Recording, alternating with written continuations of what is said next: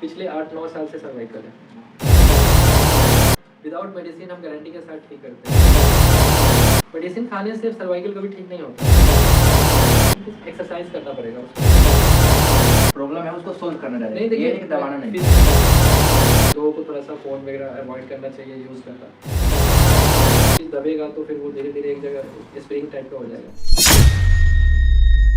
Naveen Kumar, react to reaction channel से। मैं आज डॉक्टर कुंदन कुमार से कुछ फिजियोथेरेपिस्ट के बारे में बात करने आया हूँ, जो आजकल के लोगों को ज़्यादा नीड पड़ रही है। इसी मामला पे हम आज बात करेंगे। सर आजकल सर्वाइकल से बहुत लोग परेशान हैं, हर दूसरा तीसरा व्यक्ति सर्वाइकल से परेशान है। इससे बचने के लिए क्या एडवाइस देना चाहते हैं? ये आपका बहुत अच्छा क्वेश्चन है कि सर्वाइकल जो है, सो सर्वाइकल से मैं भी इस चीज़ को देखता हूँ कि मेरे पास भी जो पेशेंट आते हैं ना, हर तीसरा चौथा पेशेंट जो आते हैं वो सर्वाइकल से ग्रसित होते हैं। तो हमें इस पे ध्यान देना चाहिए। ये आपने अच्छा किया कि ये क्वेश्चन पूछा मेरे से। सर्वाइकल होता क्यों है? सबसे पहले हम जानते हैं कि सर्वाइकल होता है कैसे, क्यों है, आखिर क्या वजह है कि सर्वाइकल, आखिर हम उससे बच के रहे तो हमें होगा ही नहीं। लोग सर्वाइकल का केस लेके आते हैं ट्रीटमेंट कराने, तो कुछ हमें ऐसा वर्क करना चाहिए, कुछ ऐसा हमें एक्सरसाइज करना चाहिए, कुछ चीज़ों का हमें ध्यान रखना चाहिए जिससे कि हमें सर्वाइकल ना हो। जैसे कि सर्वाइकल स्पॉन्डिलोसिस उसको बोला जाता है। सर्वाइकल स्पॉन्डिलोसिस जो होती है ना, हमारा जो सर्वाइकल जो पोजीशन होता है C1 to C7 जो होता है, तो हमारा कंप्रेस्ड हो जाता है। वहाँ की जो डिस्क होती है ना, वो कंप्रेस्ड हो जाती है।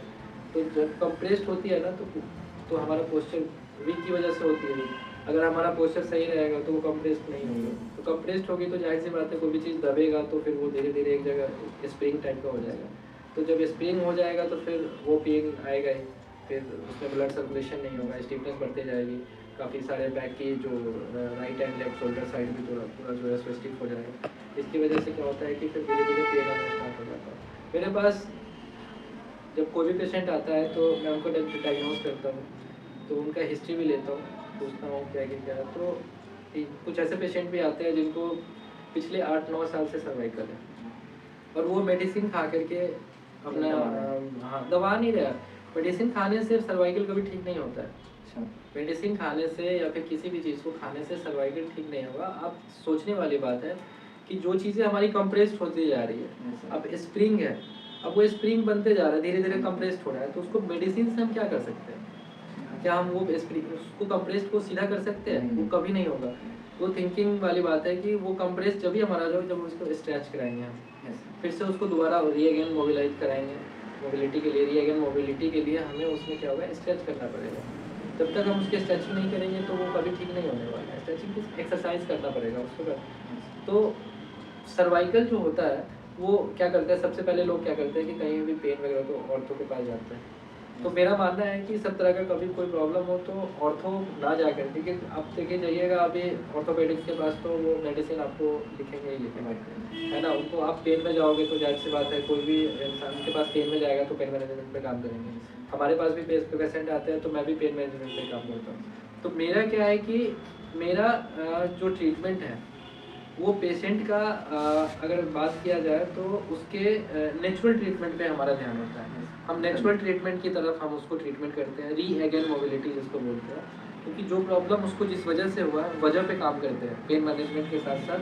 हम डायरेक्ट हमारा जो पेशेंट का जो फोकस होता है ट्रीटमेंट करने का, वो हमारे पेशेंट का रीअगेन मोबिलिटी मीन्स की जो चीज़ें जहाँ प्रॉब्लम है हम उस पर वर्क करते हैं। इस पे वर्क हम करते हैं तो वो जब प्रॉब्लम सही होगा ना तो फिर ऑटोमेटिक है कि पेन खत्म। प्रॉब्लम है उसको सोल्व करना चाहिए, नहीं देखिए, ये नहीं दबाना नहीं। फिजियोथेरेपी का ट्रीटमेंट कभी भी मेडिसिन से ठीक नहीं होता। मेडिसिन और सर्जरी एक अलग हेल्थ डिपार्टमेंट का एक अलग पार्ट हो गया, फिजियोथेरेपी एक अलग पार्ट हो गया। हमारे यहाँ कोई मेडिसिन का यूज़ नहीं होता। हम किसी भी पेशेंट को विदाउट मेडिसिन हम गारंटी के साथ ठीक करते हैं। हमारे पास कोई पेशेंट आता है, सर ये आपका सुने है कि आप गारंटी लेकर ठीक करते हैं पेशेंट को? नहीं, पेशेंट का देखो सबसे पहली बात है ना कि डायग्नोज, पेशेंट कोई भी पेशेंट आए तो उसको हमें डायग्नोज करना चाहिए सही ढंग से। जब तक हम किसी पेशेंट को डायग्नोज नहीं करते हैं सही से, हमारा डायग्नोज ही सही नहीं होगा तो पेशेंट को हम क्या ट्रीटमेंट करेंगे। तो मान लो कि बहुत सारे पेशेंट आते हैं जो शोल्डर पेन लेकर के आते हैं कि मुझे शोल्डर पेन है, तो हमें डायग्नोज करना पड़ता है कि आखिर उनके शोल्डर में प्रॉब्लम है या फिर उनके नेक से सर्वाइकल की प्रॉब्लम, क्योंकि सर्वाइकल की प्रॉब्लम से भी हमारे शोल्डर में पेन रेडिएट होता है ना।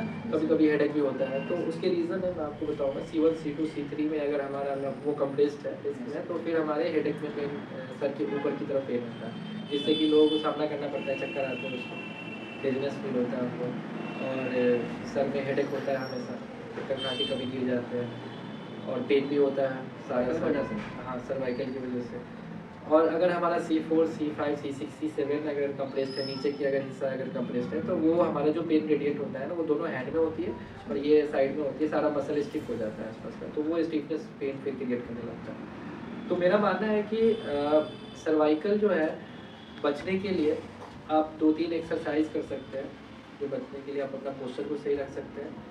जैसे मैं वीडियो की लिंक में मैं एक छोटा सा एक्सरसाइज मैं दे दूँगा, वो आप इंक्लूड कर देना वहाँ पे लिंक डाल करके, जो एक्सरसाइज होगा मैं बता दूँगा। ओके। ठीक है, तो वो एक्सरसाइज करेंगे, उससे लोग कर सकते हैं।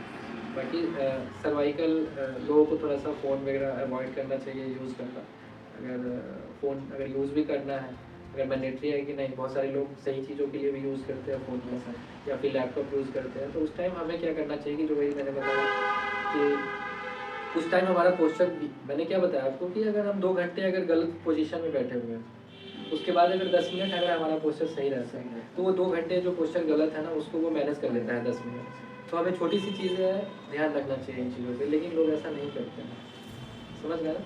वो क्या करते हैं, कंटिन्यूसली बेंड रहते हैं। अब हर इंसान सही से नहीं बैठ पाता है, उनका पोस्चर बैठने का भी गलत होता है, लेटने का भी गलत होता है। तो वो भी मैं एक इमेज अपना डाल दूँगा एक्सरसाइज का, आप डिस्क्रिप्शन में डाल देना कि कैसे लेटना चाहिए, कैसे बैठना चाहिए, कैसे क्या किस पोजीशन में आना। तो बाकी पेशेंट को कभी भी अगर सर्वाइकल की ज़रूरत हो, तो उनको मेडिसिन नहीं लेना चाहिए। मेडिसिन जस्ट लाइक अ पेन किलर, मेडिसिन जितना खाएंगे आपको सिर्फ वो पेन को दबाएगा, आपके प्रॉब्लम पे कभी काम नहीं करेगा। हमारा जो ट्रीटमेंट होता है, डायरेक्ट प्रॉब्लम किस वजह क्या है उस पर काम करते हैं, सही डायग्नोस करके।